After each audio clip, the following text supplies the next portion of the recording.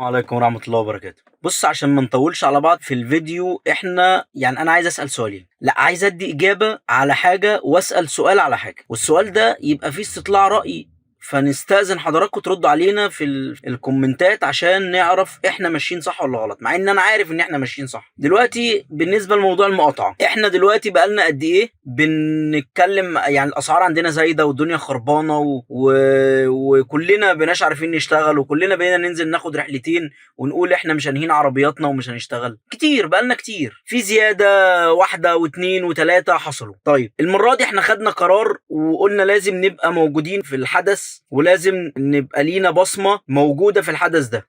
كابتن زي كابتن رامي طلع على قناة 24، كابتن السوري راجل ليه كل الاحترام، طلع في كل المواقع واتكلم كتير جدا وجبنا ناس كتير جدا وكباتن كتير جدا، وعملنا جروبات كانت موجودة وبقينا انا دخلت في جروب، وده دخل في جروب وده دخل في جروب، وكلنا ادينا الفكرة ان احنا يا جماعة لازم نعمل مقاطعة على البرنامج الحقير عشان خاطر نقدر نعدي بالازمة دي، ويقدر يبقى عندنا نقدر نشتغل، نقدر يبقى في دخل لينا كويس نشتغل. مش ان احنا البرنامج عامل زي القطاع الخاص يخلينا نشتغل ونصرف على نفسنا وعلى عربيتنا ومفيش فلوس لينا، ولا في فلوس ليك ولا لعيالك ولا لاي حد. المهم عشان ما نطولش على على بعض في الكلام، انا عايزك يا كابتن ما تخليش اي حد يحبطك ويقول لك ان المقاطعه مش جايبه، مفيش منه الكلام ده. المقاطعه جايبه معاك جامد جدا عشان تبقى فاهم، وبدليل افتح دلوقتي اندرايف وهتلاقي الاسعار مختلفة ومتغيرة عن كل ما انت كنت بتشوفها، عن كل مرة كنت بتشوف فيها ال البرنامج. طيب ده معناه ايه؟ معناه مش ان الشركة زودت الاسعار، معناه ان الكباتن بدأت ما تاخدش الاسعار اللي بسعر قليل، فبدأ العملاء يعملوا ايه؟ يرفعوا سعرهم. طيب ايه اللي الشركة عملته لينا يا كابتن؟ هي ما عملتش اي حاجة لحد الان، هي عملت حاجة واحدة بس، ان هي بدأت تبعت رسالة للعميل تقول له ارفع السعر للرقم كذا عشان ده السعر العادل. طيب يا كابتن ده معناه ايه؟ معناه ان الشركة بدأت تشوفنا، بدأت تاخد بالها ان ارباحها قليلة، يبقى احنا نعمل ايه؟ يبقى احنا ندوس تاني. كل الكباتن واخواتنا يطلعوا يعملوا فيديوهات ويتكلموا ويخاطبوا الناس الكباتن ان احنا نفضل دايسين في المقاطعه. طيب ايه السؤال اللي انا عايز اساله لحضرتك؟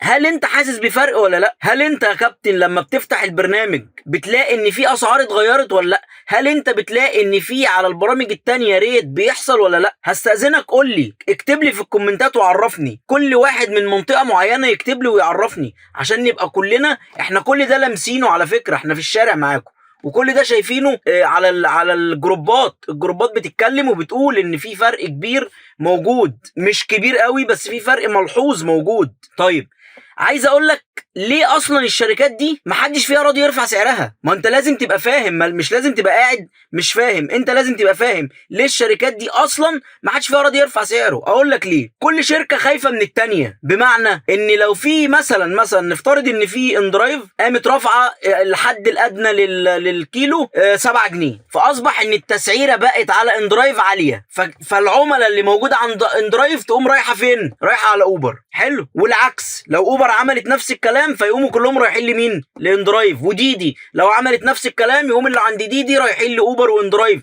هي بالايه يعني خطوه تليها الثانيه تليها الثانيه، هم كلهم خايفين من بعض. مين اللي هيأثر عليهم؟ هو الكابتن لما يجي يشوف الرحله بسعر مش عادل فما ياخدهاش، ياخد الرحله بسعر عادل، هيبدا ان البرامج تفهم ان الكابتن بقى راجل بيفهم، فما بقاش ياخد سعر رحله قليل، فيبدا الكل برنامج يعلي تسعيرته واحده واحده. ولما تلاقي اوبر، خد بالك لو اوبر الشركه الاولانيه اللي هتعلي تسعيرتها قسما بالله وبدون قسم بدون حلفان على الشركات دي، بس الشركه اللي هتعلي تسعيرتها في الاول هي اكتر شركه هتبقى مستفيده وهتكسب. ليه؟ لان كل الكباتن هيقفلوا البرامج التانية ويروحوا لها، فاصبح ان البرامج التانية ما عليهاش كباتن او كباتنها قليله جدا، فيبقى العميل مش لاقي فهيجري يروح على الشركه التانية، فالكباتن تاخده من الشركه التانية. ولكن هم بيفكروا تحت رجليهم. هو انت مش مستوعب ان هم اصلا من مصلحتهم ان السعر يزيد عشان ياخدوا نسبة اكبر؟ من مصلحتهم يا حبيبي.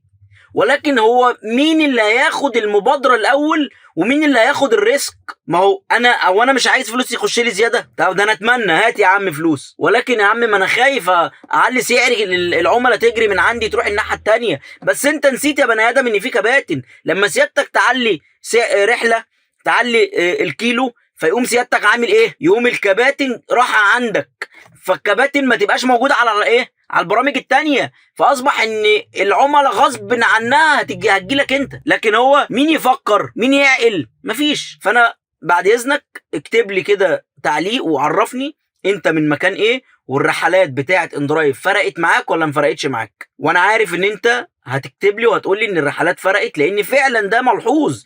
قاطع يا جماعه، احنا مقاطعين الاسبوع كله اندرايف.